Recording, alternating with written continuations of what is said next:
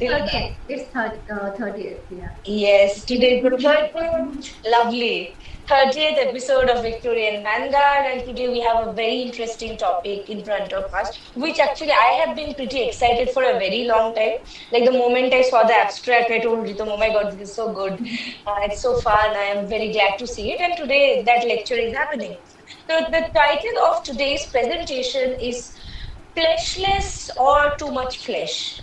Finding a gendered Victorian correspondence between Yorkshire's Emily Bronte and Bengal's Noti Binodini by Suvechchha Saha, who is a PhD scholar at Rabindra Bharati University. So, Suvechchha is the author and a research scholar at RBO, and her area of specialization are lesbian feminism and women's studies. She is also very deeply interested in women writing in Victorian era, specifically in the second Bronte sister. So her short stories have been published in national and international journals and anthology, and they are often moved by feminist emotions. So we are more looking forward to read some of your stories. If you do have a link, post it in the chat box also, because we are always on the lookout for people who are not only academic but also very creatively stimulating as well. So welcome, Shubhecha. We are so honored to have you with us. Yeah, now the stage is yours. Okay. Yeah. Thank you for having me. And yeah, I just should. I should let you know I have this. I mean, the lecture printed out, and I'm gonna look at it. Like, Yeah, yeah, most definitely. No don't think worries at that if all. somebody else is writing, I'm just reading it out. I can't do No that. one thinks that you do whatever you want. Now the screen is yours. Okay, I'm We, sure. yeah. And don't just do it very chill, be very casual, and just like it's just about the engagement that we have with the audience. So that's all. And be yourself.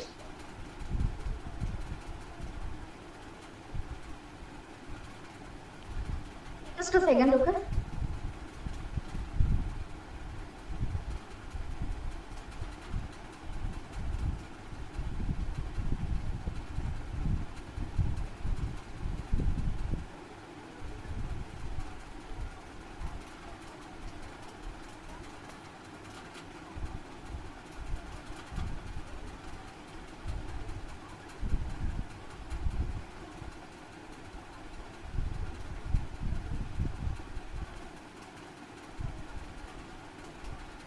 Can you see the PPT screen, or can you just see? Yep. Yeah, you can, We right? see a grayish wall. Sorry? Gray wall. Not. Yeah, the PPT is not visible. Yeah. Wait, just wait. Okay, I forgot how to open it in Google It's Meet. fine, right? You chill and take time. Now, We have what so about much now? time. Now is it visible? Now we also can't see it. I think Your screen is you visible, but yeah, but the the PPT screen is is not. visible, but the PPT is not. You Yeah, can do just one thing also, Shubhacha.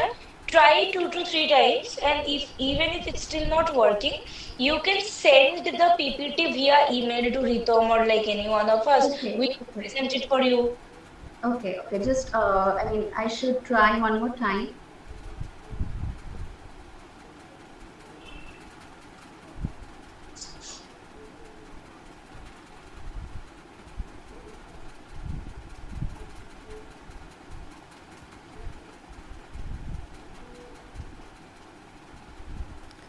It's still not visible. You can do one thing. You can send it to the It's official not mail. visible yet, right? No, it's not visible. Okay. Okay. So I am sending you to Ritam. Yes, send it to That's the all right. official mail, Victorian Vanguard mail. That would be Okay. helpful. Okay. Okay. Okay.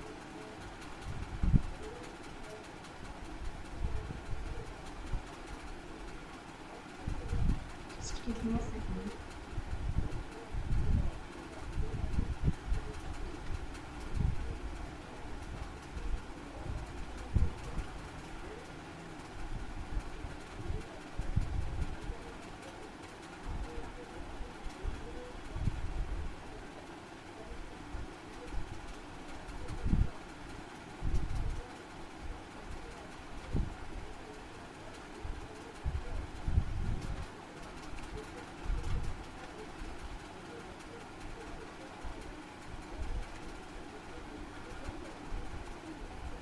Yeah, it's sent.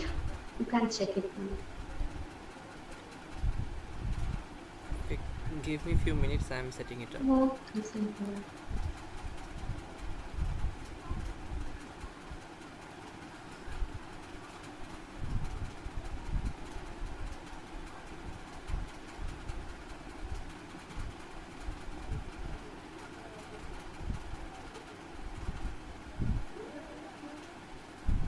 Yeah, I think I got it.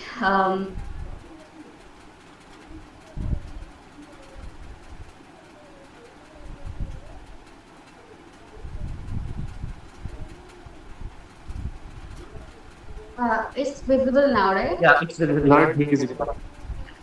It's just making a silly mistake.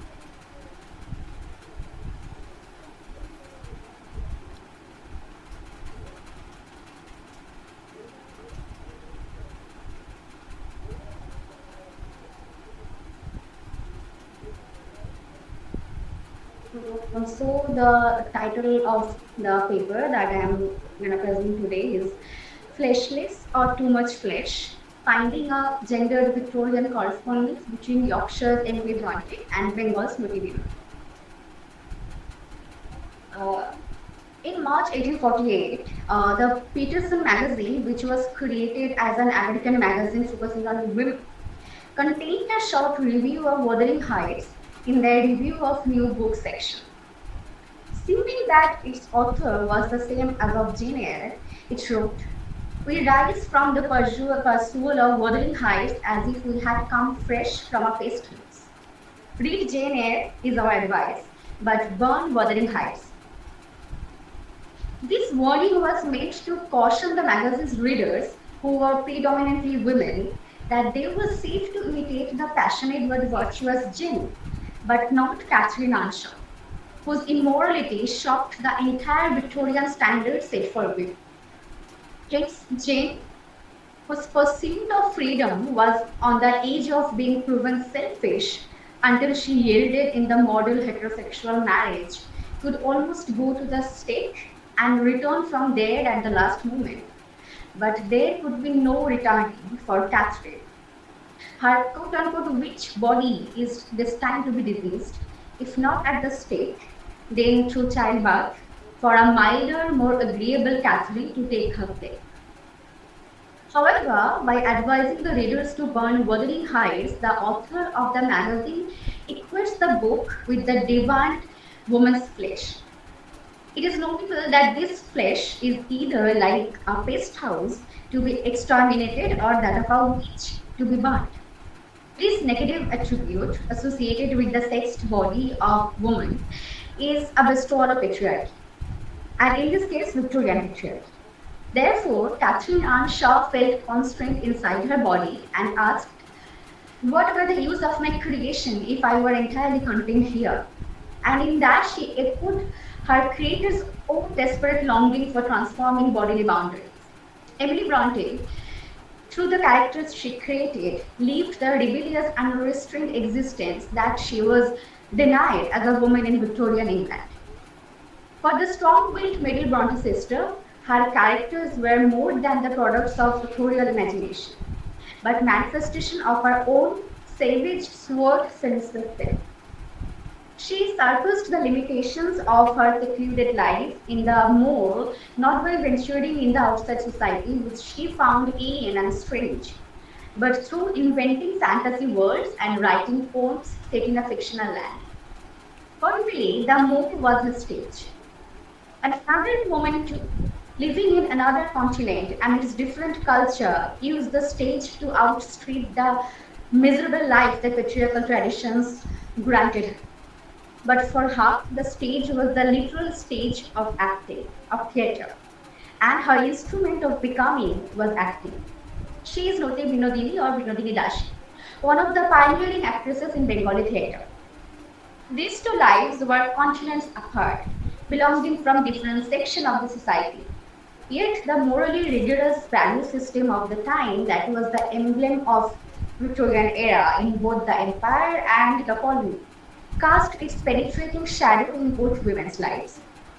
For both of them, the restrictive flesh of their body became the site of transformation and becoming.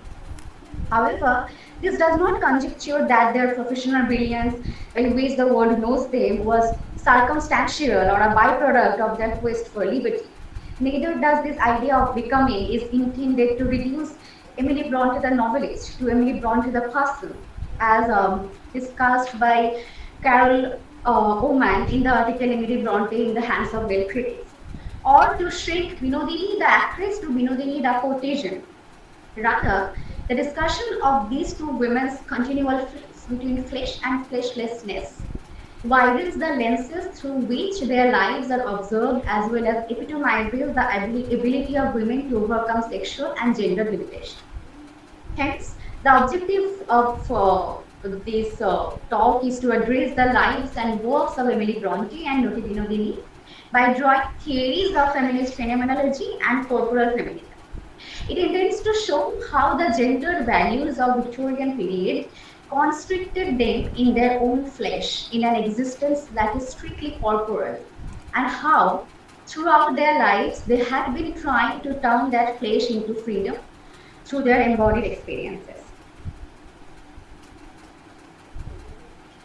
The association of women with body and that of men with the superior mind is an age-old patriarchal idea, or you can say strategy, pervading different cultural and religious discussions in different eras, and thus helping to institutionalize both the elimination of women's participation in selective areas of social structures and the non-recognition of their contribution in them.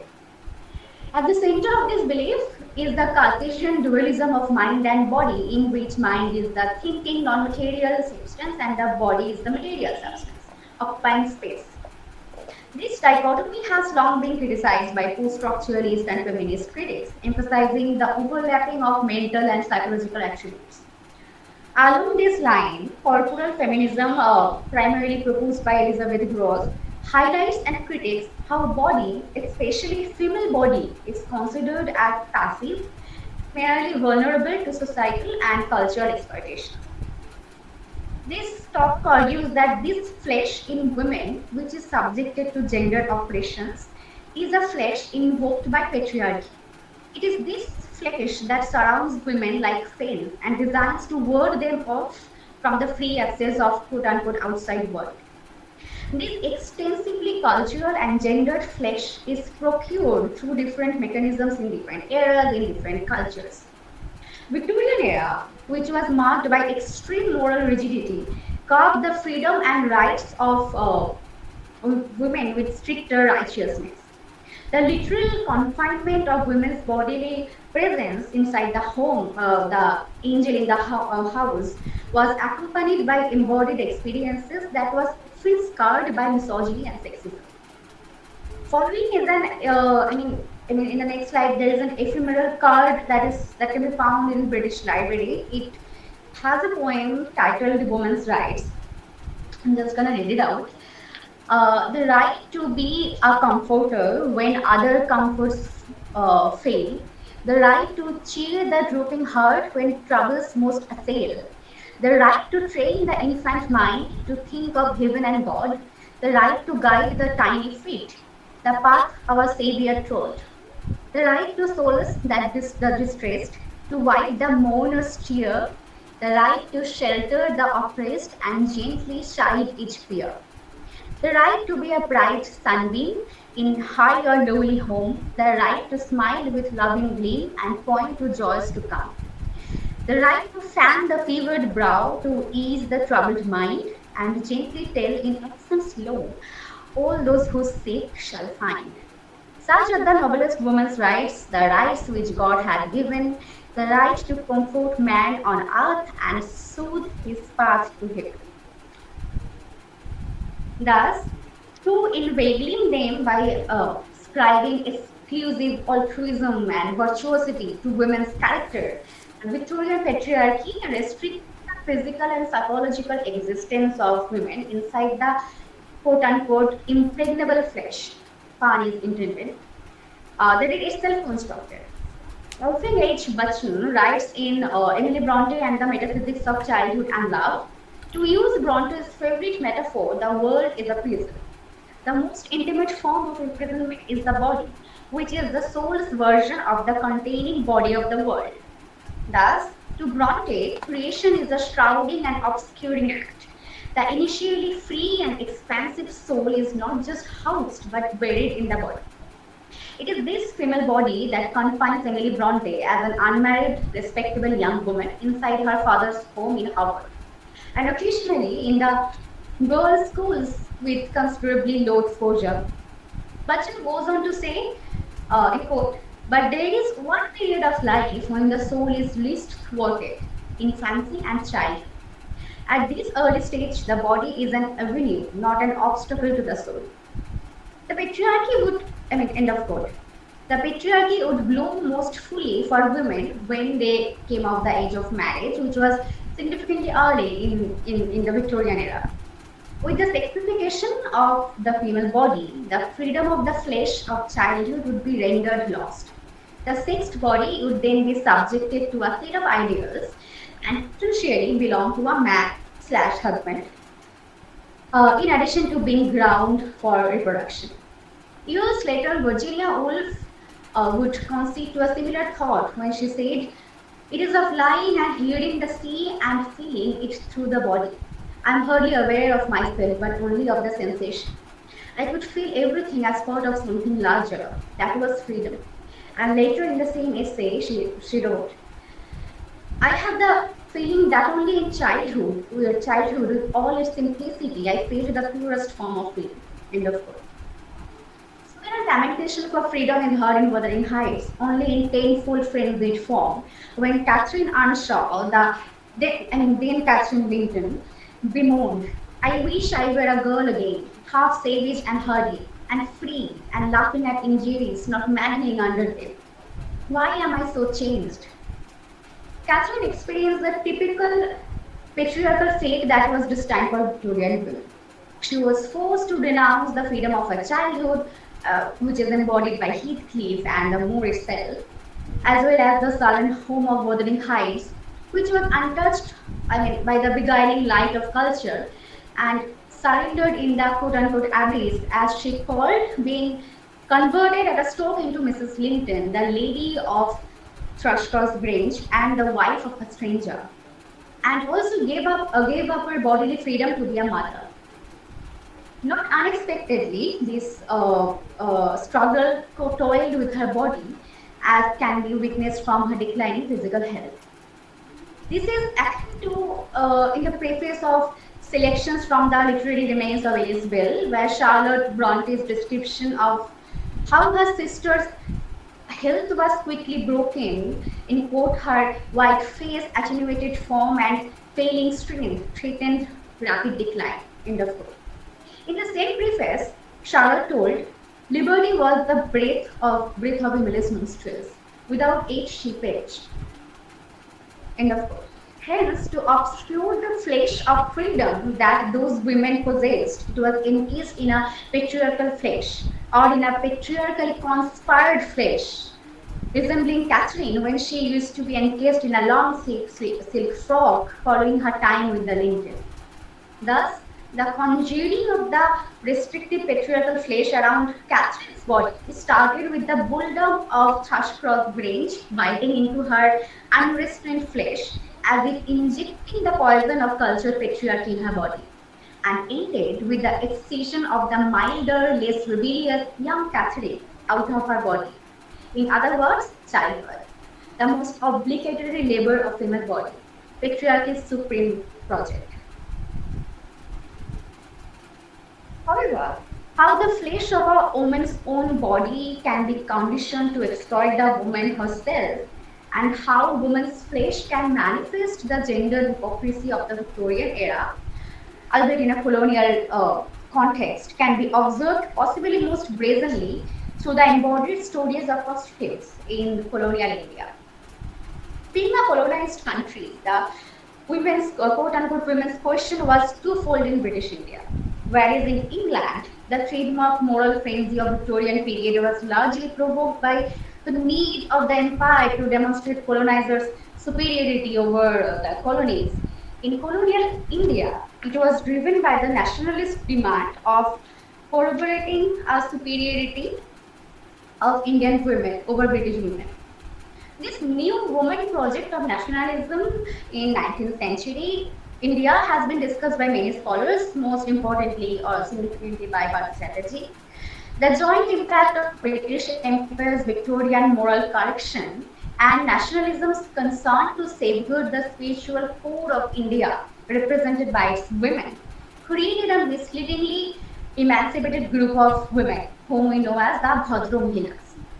However, behind both these forces, the central idea was identical and unmistakably patriarchal. It was the compulsion of embodying morality that always falls upon women. But this requirement and leverage was like applicable for the women of the upper and middle class. And though their embodied experience was highly restrictive, one might wonder how the embodied position was for the women whose very means of livelihood were their body and flesh. Prostitutes in 19th century India were therefore a blemish on the otherwise morally superior women. They were the fallen women, the potita. The elite men or babu uh, community in Bengal at once ostracized them or being unpure and dishonorable and used them for sexual pleasure. In Kolkata, keeping or being able to keep a prostitute as a mistress became a status symbol. And often the trade of fleshly pleasure in exchange of the maintenance of the woman was accompanied by the demand of unreasonable loyalty to the babu in question. Binodini had accounted of such unfair dominance of one of her clients or babus in her autobiography, where the man, after himself getting married, breaking the promise he made to Binodini, attempted to murder her because of her involvement with another man. Thus, the trade of body not only objectified the prostitute's flesh, but commodified their entire existence. Binodini Dashi was born in colonial Kolkata in a household of prostitutes.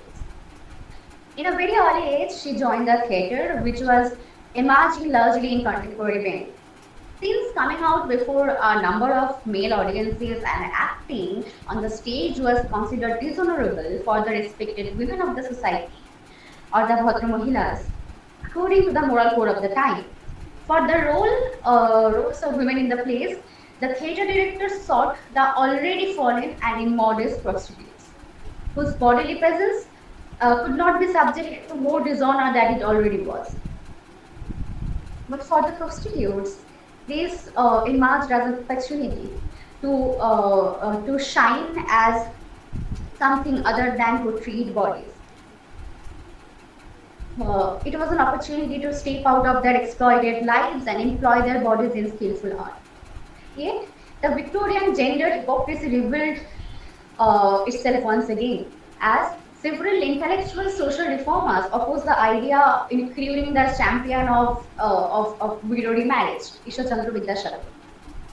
However, the bodily exploitations of Binodini showed itself in the cruelest form at the time of the formation of Star Theatre, which is now Binodini Theatre, luckily, and it unequivocally justifies the call of feminist phenomenology for focusing on embodied experiences of women. In 1883, when Binodini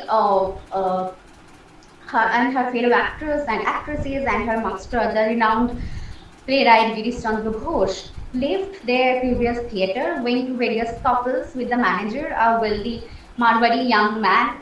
A wealthy Marwari young man then proposed to build a new theatre if Binodini would become his mistress.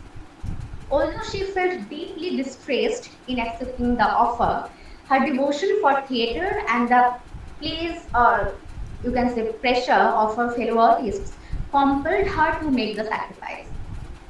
Later, the young man, Gurmukh Roy, offered a large amount of money solely to Binodini in exchange of her becoming his mistress. But Binodini rejected this offer selflessly, instead choosing to build the theatre, which eventually undertook a significant role in awakening nationalist fervor in the minds of Indian Hindus. In the historical fiction on late 19th century, which we know by the name Prothomalo, by Sunil Gangotpadhyay, which translates as First Light, It is, I mean, there's a line, when a bridge is built over a river, I mean, Girish Ghosh is saying that when a bridge is built over a river, he murmured to himself, a child is slaughtered and buried beneath the foundation. We have done just that tonight. We have assured the future of the theatre in Bengal, but we have sacrificed you, Vinod. End of quote. Yet, the pinnacle of betrayal befell when the newly built theatre was named Star, despite Binodini was promised that it would be named after her. Although the body of a disgraced prostitute could be used to build a great theatre, it could not be named after her. Although a prostitute's sexed body is of tremendous use, her identity does not contain any value, only disgrace. The split between body and mind in Victorian India once again becomes clear. Binodini expressed her disappointment and helplessness in her autobiography. I wondered afterwards, was all their love and affection only a show of words in order to get some work out of me? But what could I do? I was then completely in their hands. End of quote. Thus, the theatre, which was built on the burial ground of the bodily autonomy of Binodini, became destined to play a remarkable role in forming ideology of Indian nationalism, the same nationalism that had been ostracizing prostitutes like Binodini all along.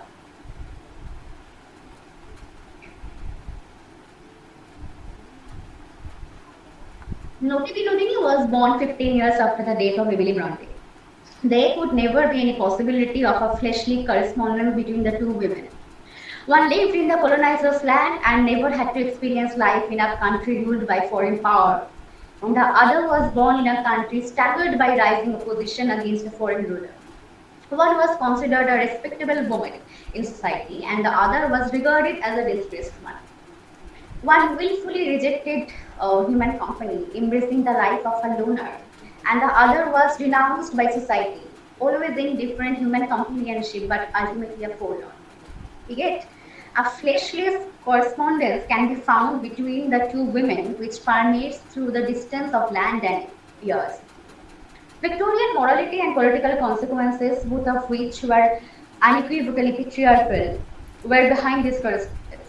But at the center of it is the exceptional pursuit of going beyond their constricted lives granted by society.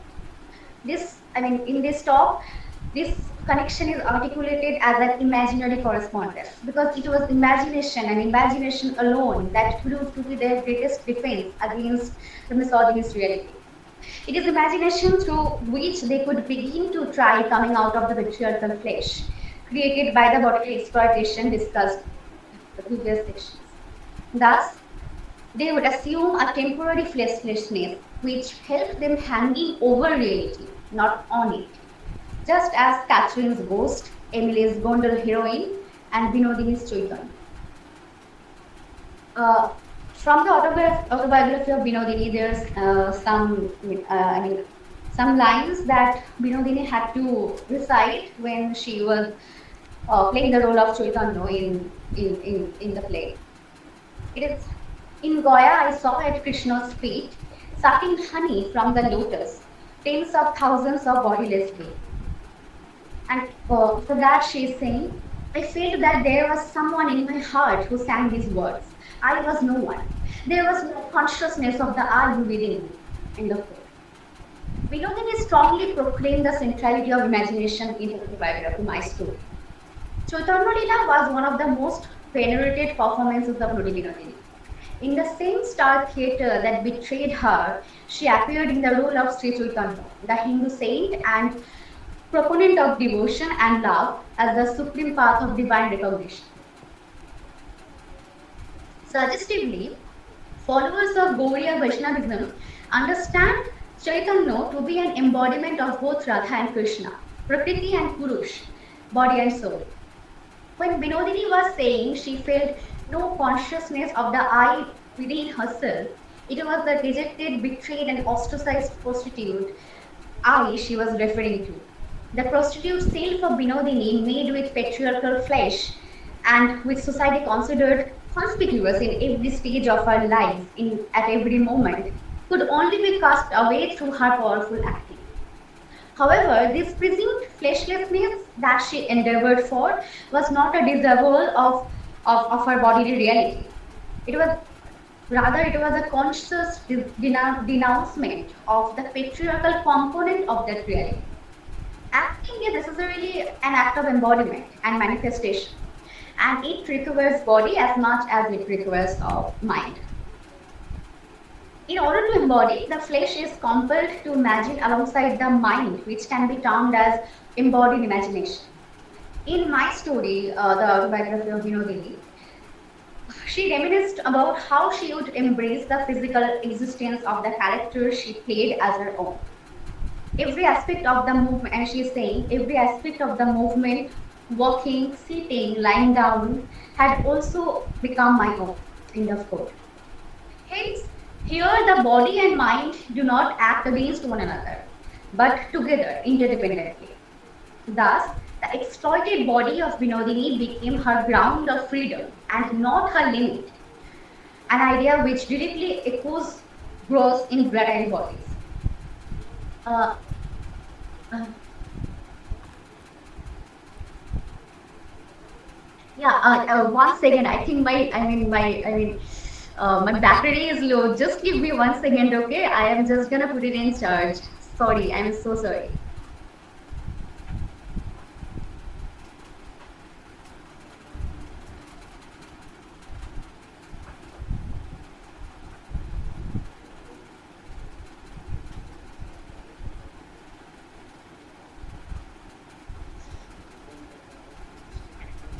Oh, I'll start sharing again.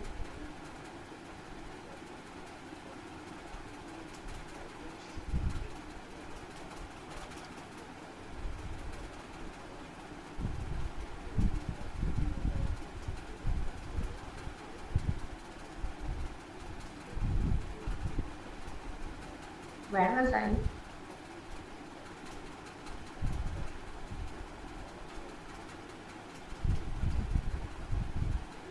Uh, So, in her autobiography, Binodini recounted her feeling. In quote, at such points, not only was the mind stretched to its limits, but the body too had to be exerted to the utmost. The movement from low to a high on the brink of something and low to a high and then finally to the highest pitch of a cerebral excitement made me feel as though I was on the brink of something and it would come crashing down any moment. End of quote. Vinodini employed this embodied imagination not only in her manifestation of Chaitanya, but in other roles too. When Bankim Chandra came to us the play Mridalini, adapted from his novel of the same name, and in which Vinodini played the role of Monorama, he observed he had created Monorama's character only in a book. It had never occurred to me that I would see her manifested in the flesh and blood. Today, on seeing Monorama, I feel that I am actually before my own Monorama. End of. This embodied imagination was even more metaphorical in the middle Bronte sisters' life. Having no stage to perform on, her embodiment was fantastical itself. Only physical manifestation of her imagination can be found through her writings. Masking her own identity, her own flesh, has been an integral part of Emily's survival since her child. So there's one incident that influenced it. When Emily was 5 years old, one day her father gave a mask to his children in order to make them speak their mind to him with less timidity. In the 2022 semi-fictional biography film Emily, starring Emma Mackey in the titular role, that mask only, it was presented as a tool for a game among the siblings, where they each wear the mask personifying a character while the others then have to guess the character. In the film, at Emily's turn, she becomes her long-deceased mother, coming from the world of death, talking fondly to her grown-up children. The mix of her longing to be united with her dead mother and her obsession with the enigma associated with death makes the most hauntingly emotional scene of the film. Throughout her brief life, Emily is found to be often wearing this literal or metaphorical mask as her own process of embodiment. the fantasy world of Gondal, which she created with her sister Anne, and the intensity and verisimilitude with which she portrayed the inhabitants of Gondal land give testimony to her powerful imagination and her attempt to break out of the patriarchal social flesh that limits her existence in a strictly marked box, thus and thus to attain fleshlessness. Hence, it is no coincidence that her characters she most seemed invested in are the queenly, larger than life, intensely passionate women like Augusta Geraldine Almeida or AGA, a striking contrast to the timid Victorian woman nature. It is then also befitting that in the previously mentioned film Emily, it is the new curate William Whitman, a fictional patriarchal figure with whom she later makes, there is a love interest, pulls the mask off her face. The next day, she buries the mask, and the following scene in the film finds her getting into large Victorian style frocks and bonnets and going to the school from which she would be destined to come back to her secluded but liberated life at home. It reflects Catherine Anshaw's story arcs when she was enveloped in large silk frocks and sent to the Linton's house, and when she was pining to come back to her childhood home in Wuthering Heights. However, like Binodini, Emily and Catherine bodies too became their graft of transformation and defiance against the patriarchal surroundings. Although in their cases, the transition to fleshlessness was more violent and masochistic. The last episode of Catherine's life, when Heathcliff re-entered, bringing with him the remembrance of the lost liberty of her childhood, was full of violent physical convulsion and illness, accompanied by mad frenzy. In Western Space, the suffering female body in the works of Emily and Charlotte Bronte, Sarah Pearce says madness and psychological breakdown may thus constitute a form of escape from confinement. Madness is an escape from the real world of repeated trauma. In this case, the repeated limitation and imprisonment within the self and within the domestic feminine role. Illness may thus be seen as a rejection or evasion of external social control. End of quote. Following the return of Heathcliff, when Catherine looks at herself, she notices the patriarchal flesh that has grown on her in the cultural space of Thrushcross Grange. Hence, she shrieks in horror, seeing the lady of Thrushcross Grange at the mirror, and her delirious fate escalates. Catherine in this episode of the story reflects Bertha Mason from Jane Eyre, the quintessential mad woman. Yet, Catherine's illness and delirium is in some degree self-imposed and conscious. She is well aware of the power of woman's corporal suffering, which is why she asks Nelly at one point, say to Edgar, if you see him again tonight, that I am in danger of being seriously ill. End of quote. But illness, if prolonged, does not stop at creating a temporary fleshlessness, but makes it permanent. The yearning for an eternal liberty has been hinted throughout Wuthering Heights and in her poems, as in AGA to AS, where she is saying, oh, could it thus forever be, thus that I might so adore, I'd ask for all eternity to make a paradise for me, my love, and nothing more. Or in the poem Death, strike it down that other boughs may flourish where the perished sapling used to be. Thus, at least its mouldering corpse will nourish that from which it sprung, eternity. It is this eternity that Catherine aspires for when she uses illness to exit the forces of life which strangles women. As Mary the housekeeper observes, unquote, her cheeks at once blanched and livid, assumed the aspect of death.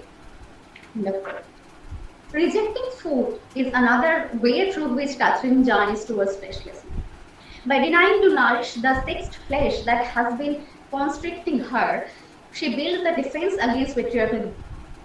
Anorexia or self-starvation has also been attached to Emily Bronte's life. There are few examples, as John Sutherland in Something Terrific, Emily Bronte's 200 Years mentioned her obstinate fasting, and also biographer Catherine Frank in A Chainless Soul, A Life of Emily Bronte, suggested her anorexia. Emily also rejected any medicine while sick until her very last. Her sister Charlotte wrote to friend Ellen Nassi. Her repugnance to seeing a medical man continues immutably as she declares no poisoning doctor shall come near her. Kind of. However, death would inevitably lead to a complete fleshlessness and thus a denial of life, not a defense against it.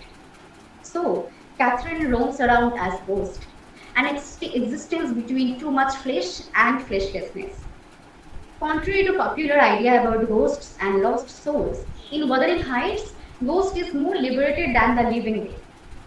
As a final remark to this discussion on women's pursuit of fleshlessness, it can be said that both Noti Binodini and Emily Bronte were largely successful in their endeavor, albeit in different ways.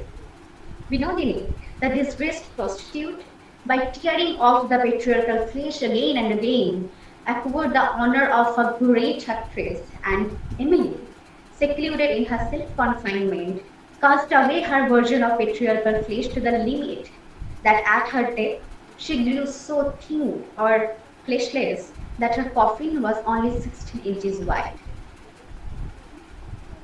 Victorian era is often generally used as synonymous with the 19th century. Basically, it covers the time from 1837 to 1901. But there is some amount of Victorian in every era, especially for women. Throughout the course of history, the moral mandates have been more stringent for women. Hence, women have always been compelled to rebel against that limitation, that restriction, and attempting to transform this limited existence into something larger, something freer. Forced to be unsatisfied with their imposed realities, they have always tried to bend it to their will. And since that reality is very much bodily as it is psychological, their pursuit at large is to acquire bodily autonomy, the freedom to become anything they like. Noti Binodini and Emily Bronte are just two widely celebrated women whose life stories are somewhat available to us to interpret their quest of coming out of that strangulating patriarchal flesh. But that aspired freedom, too big to fit in the predestined bodies of women, can only be perceived through death. The words of in the first stanza of the alternative pop song Ashley by American singer Halsey contemplates that perfectly. It goes like this. Standing now in the mirror that I built myself, and I can't remember why the decision wasn't mine. But it seems I am only clinging to an idea now. Took my heart and sold it out to a vision that I wrote myself. And I don't want to be somebody in America just fighting the hysteria. I only want to die someday. These lines seem to perfectly mirror Catherine's life, her vision of the future in which she married Edgar yet remained free enough to love deeply, her decision of marrying into a respectable family, which only later she realizes that it was not her own but that of the society. But the pursuit of liberty is a hard one. It weighs cruelly on the body, decaying it, decomposing it. Binodini articulates this plainly. The mind has always been made to move in a direction that contradicted its natural predilection. Today, my mind and my body are both worn out by such battles of contrariness. End of quote. What will be left in a woman if she becomes truly fleshless? Under the exploitative, restrictive patriarchal flesh, can her original flesh be found, or the original one would already be utterly indistinguishable from the imposed one? So, once the patriarchal flesh is peeled off, there would only be bones and bones. These questions remain unanswered, rendering the entire journey from too much flesh to fleshlessness an unstable one for women. But where stability is the prison, instability is the only way towards freedom. Emily's poem and her faith on hope seems to be the only answer. This is the poem To Imagination by Emily Bronte. I'm gonna read it out. There is one more stanza which I have omitted because it's not that relevant. So hopeless is the world without, the world within I doubly prize. Thy world where guile and hate and doubt and cold suspicion never rise. where thou and I and liberty have undisputed sovereignty. What matters is that all around danger and guilt and darkness lie, if but within our bosoms bound we hold a bright untroubled sky, warm with 10,000 mingled rays of suns that know no winter days. Reason, indeed, may oft complain for nature's sad reality, and tell the suffering heart how vain its cherished dreams must always be, and truth may rudely trample down the flowers of fancy, newly blown. But thou art ever there to bring the hovering vision back, and breathe new glories over the lighted spring, and call a lovelier light from there, and whisper with a voice divine of real worlds as bright as thine. I trust not to thy phantom blaze, yet still in evening's quiet hour, with never failing thankfulness, I welcome thee, benign power, sure solacer of human cares, and sweeter hope which hope despairs. Sure.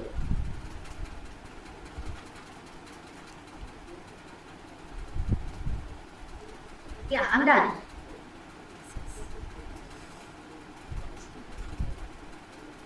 Thank you so much. I think there are so many reacts over there, so it's enough to say that your lecture was pretty enjoyable. I think a lot of people enjoyed it, and thank you so much for showing so much courage and then being so agile in your arguments. And I really love the way how you contrasted two very, I think, what can I call it, like very antagonistic and also very androgynous figures together. And I think that the very fact requires a lot of courage for you to make a comparison between people in not only in different timelines but also different demography. And I think you did very well justice to that. So I think now I'll leave the floor to the audience for them to ask questions if they have any. Okay, so before the audience, I just wanted to have one quick question. Uh, First of all, thank you so much, Shubhatsa. It was a wonderful lecture. It was indeed a very thoughtful comparison that you just did. So the question is like you argue that both women transcend their flesh in a way. So the question is, can imagination and art truly free a person from the social structure that limits them, or do they only offer temporary escape from that? So, Yeah. Um, okay, I can tell you what I think and what I mean. I think from I don't know maybe these women's lives. Uh, so yeah, uh, imagination, be it on stage or on paper, I think is a very good tool to overcome or to defy that reality. Uh, but yeah, I mean, I get your doubt because at the end of the day, Binodini had to come at her home and sleep at the night, and her neighbors, and when she would be walking on the streets, the passers-by would comment or would whisper that, "See, there goes the prostitute," or maybe Emily, who was always so lonely. I mean, she can't leave her 24 hours imagining. So yeah, the reality is there, which ultimately they have to come back, and that is why I said that this is a constant flux between flesh and fleshlessness, and it's an unfortunate one, but also, I mean, there's this hope that I mentioned at the end. So this is the hope, I mean, of going beyond something which holds them or holds us onto that project. I think.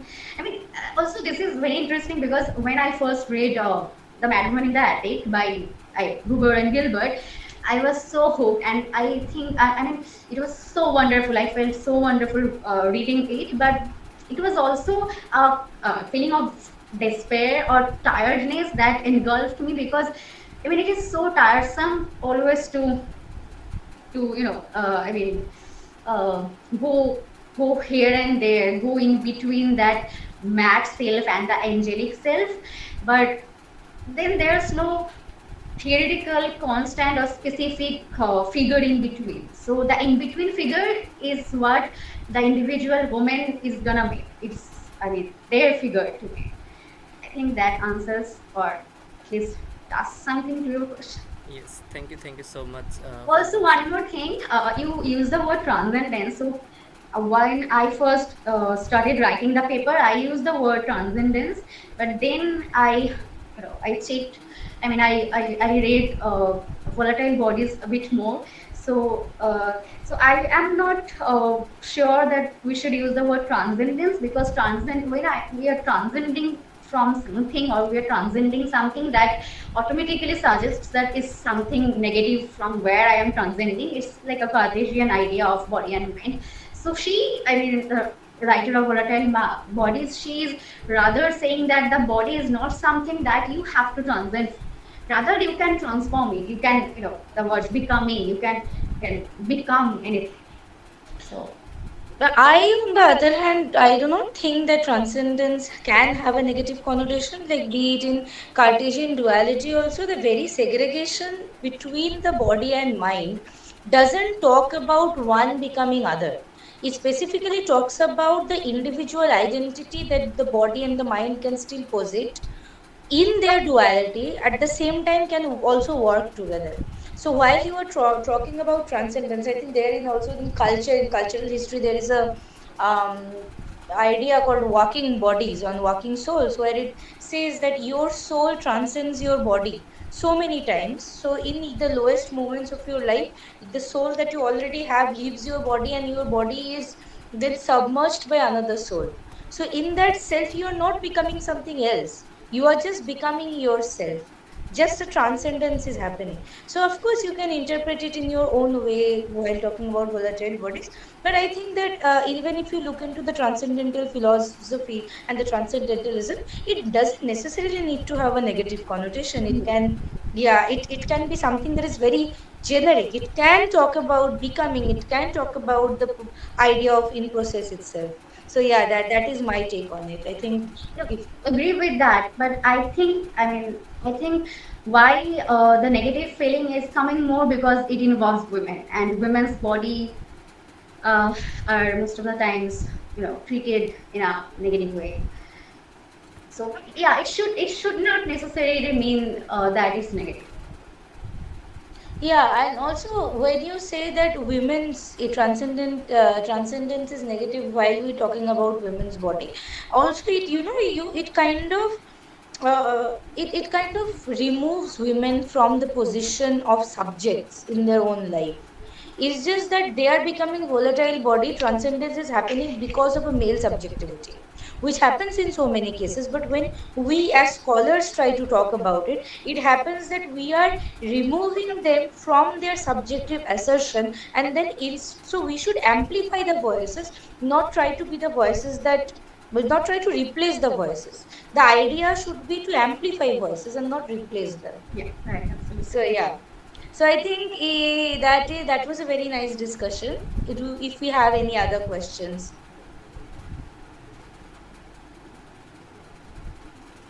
I think Anna has raised a hand. Anna, you can unmute yourself and ask the question directly. Can I go on? Yeah, sure. Okay, thank you. Thank you so much, Saha, for joining and giving your precious minutes of the day. So my question will be on an let's say I kind of recently came across, which was on sadism and masochism, and kind of trying to not normalize either of the two practices, but the critic was kind of coming up with legal, financial, economical, and also biological reasons why some people may prefer this type of practice of sadomasochism. So that was quite interesting to me to find out. So, do you have any way in which we can connect this concept of sadomasochism with maintaining a corporeal body? I'm sorry, can you please repeat the last sentence? Yes, so my question is basically if you think that we can connect, or if you think that we can reflect on this concept of sadomasochism with reference to this corporeal body, a female body that is ready to take on punishment. All right, that's a very interesting thing. Yeah. Um, so I yeah. I mean, from this paper only, I can connect it through. I mean, through an example that in Wuthering Heights we see a lot of corporal, violence. I mean, from on Catherine's part, but I mean, she uses the violence on herself only, but to convey something. So she uses masochism to a large extent, but that's not propelled by any patriarchal or any patriarchal. I mean, which we see in most of the videos and pornography. It was not like that. It became her tool to convey that this body is like strangling me. So I am gonna be free. I want to be free. So I haven't actually thought. The thing that you just said, but now that I'm thinking about it, yeah, I think sadomasochism can be used or employed by women, but then, as I said, the word sadomasochism, whenever we use it, the first thing, at least for me, the first thing that comes to my mind is pornography. I'm sorry, but I mean, and also how women are treated in those films, and we know that sadomasochism or in BDSM, it can be the not masochism. I mean sadism. The subject, the dominant can be anybody, the man or the woman, but usually it gives an idea automatically that it's the woman who is being dominated. So so whenever employing sadomasochism, I think there should be discussion about that also, so that we can differentiate uh, the one you are talking about and the one I am talking about. Yeah. Well, and you can say what you think. I mean, what you got mm, from that essay. Thank you, Saha ma'am, for your reflection. Just to kind of speak in a nutshell regarding my view of that essay. I'm also yet to completely take in. It was somehow trying to speak broadly on how we can find reasons, such as legal reasons and reasons pertaining to biology, which can somehow come to say that sadomasochism can be rendered valid as long as there's practice of that concept with consent from both the sides. So I'll have to go into that essay again, but I'm really thankful for your reflections. Thank you so much, ma'am. I I think think yeah, sorry. yeah, go. One more thing. Uh, so when you one more thing that came to my mind about that is that since we are reclaiming a lot of things that have been used against women for like ages, like the word bitch and stuff like that, and since body is, I mean, so intertwined with our existence in so many ways, in negative and in positive ways, so it might be a good thing to reclaim as well. And from that, since I'm a big fan of Halsey, so there's this last album of her in which she has a song. What is this name of this? I forgot the name of the song. Anyway, so in that song, she very, very proudly is being a dominant, and she is showing herself off, like like wearing a leather. I mean, from top to bottom, and she has a whip, and she's like reclaiming her body, and she is reclaiming her power. So you may also check it out, and I will check out the essay that you mentioned. Thank you so much. One thing that I would like to say is the sadomasochism, by coming to it from Maslows or the Australian philosophy, And also delusion, I think if you are very interested in sadomasochism, there is this paper, I think there is this particular write-up by Delusion Guattari on cruelness and tears that you can also look into. So I would say that sadomasochism, by gendering sadomasochism, can also lead to something that can be very anti-feminist, by saying that sadomasochism only is something that men can derive pleasure of. Of course women can also, the idea of aspect of pleasure can also be derived by women. And by not admitting that, and that has not been admitted, that women's desire, their lusts have not been admitted for since time immemorial.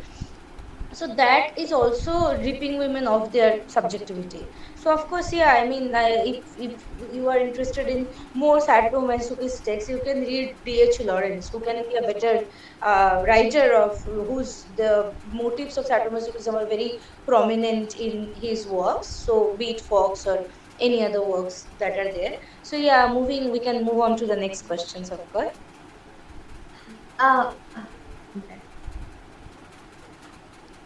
You want, if you want to say something, you can say something. Yeah, I was just saying that you were mentioning the ripping women out of the subjectivity. I think it's so sad and so troublesome when for especially for scholars, when I study, I mean when I delve into feminism, I I find that so troublesome because most of the times, Yeah. whenever I am talking about women being oppressed or exploited, so I mean they are being oppressed and exploited to a large extent. They are being robbed out of their subjectivity to a large extent, and after you know thinking a lot, then I end up thinking, oh my god, where was the subjectivity of women there? What did that do?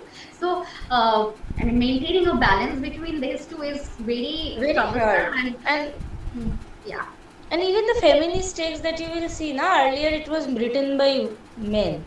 So what, I mean, I would not go into that conversation of lived experience anymore of you, but it's just that it's very hard to balance the two, and I think that is where the role of the feminist scholars comes in, to be a channel in these two contradictory things and then articulate it. Yeah, right. Um,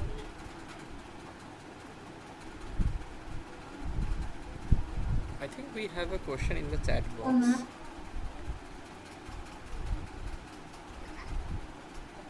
That's an interesting question.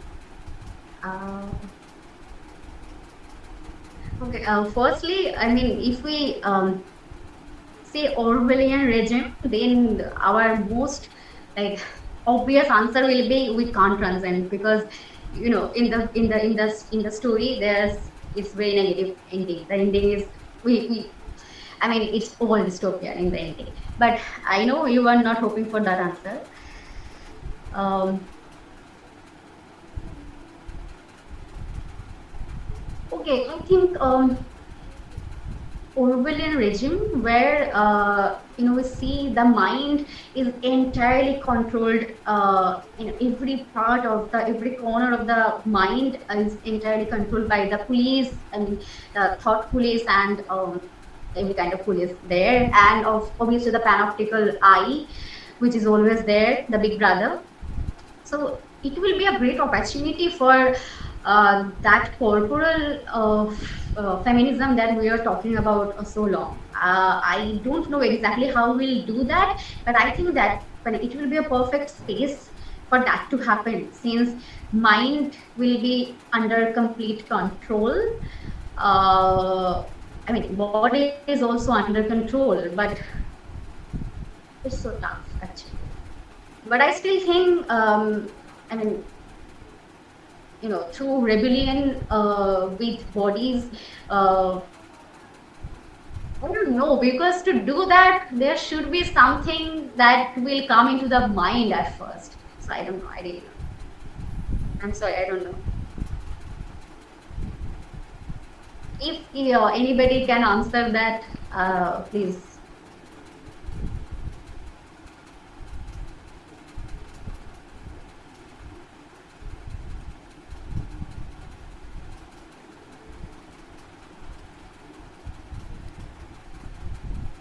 Okay, I don't think anyone have any more questions. If you have any question, you can definitely ask in the chat box, or you can raise your hand. Um, so far, the lecture was really interesting. It really allows us to think through this way, and I really liked the lecture, Suvechchha, and I think we already crossed 1 hour, right? It's been a very long session. It was a very engaging session, and so many people were there, and still is here. I mean, it's been a very interesting lecture. So maybe uh, now it's time for us to end the session. Thank you so much, Suvechchha, for joining us. Thank you so much for everyone to join here, and we would love to see that paper, hopefully in the future. And with that being Okay. said, we are Thank you so much, everyone. We'll see you next Sunday. Hope you stay tuned, and thank you so much for Shubhacha for your very engaging lecture. And yeah, thank you so much, everyone. Good Hope you night. have a lovely Sunday.